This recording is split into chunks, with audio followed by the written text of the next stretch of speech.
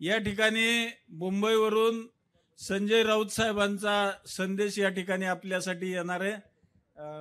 आमदार जयंत पाटील साहेब यांच्या फोनवरती ते लावलेलं आहे आणि ते आपल्या सर्वांशी या ठिकाणी बोलत आहेत।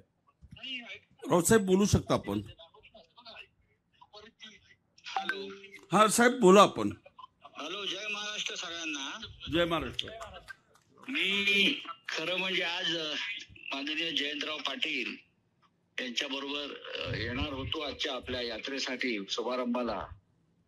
निलेश लंके हे ज्या पद्धतीनं पुन्हा एकदा लढ्यामध्ये उतरलेले आहेत, हुकुमशाही असेल, लोक त्यानंतर संविधानाच्या बचावासाठी असतील, तुमच्या जिल्ह्यातल्या दहशतवादाविरुद्ध असेल, महाविकास आघाडी म्हणून आम्ही सगळे त्यांच्या बरोबर आहोत।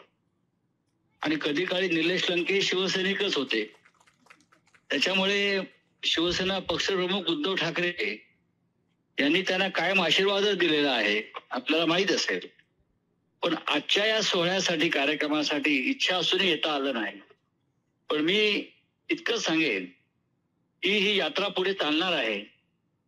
यात्रेच्या सांगता सोहळा जो आहे 16 तारखेला 16, तर त्यांनी माननीय आदित्य ठाकरे यांना येण्याची विनंती केली आहे। आणि माझ्या माहितीप्रमाणे आदित्य साहेबांनी त्यांची ती विनंती मान्य केली आहे 16 तारखेला येण्यासंदर्भात। आणि मधला एखादा दिवस पकडून मी स्वतः त्यांच्या आता यात्रेमध्ये सहभागी होईन। महाविकास आघाडीच्या 48 जागा आपण एकत्र लढतो आहोत। आणि जयंतरावांना सांगेल, सांगली असेल, भिवंडी असेल, नगर असेल, या सर्वत्र आपण एकत्र या सगळ्या 48 जागा लढू। आणि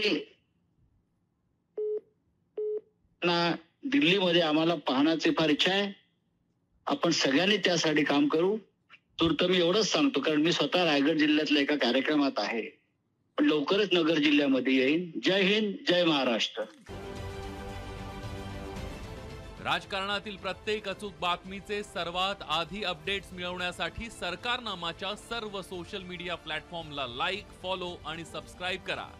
तसंच सर्व नोटिफिकेशनसाठी बेल आयकॉन प्रेस करायला विसरू नका।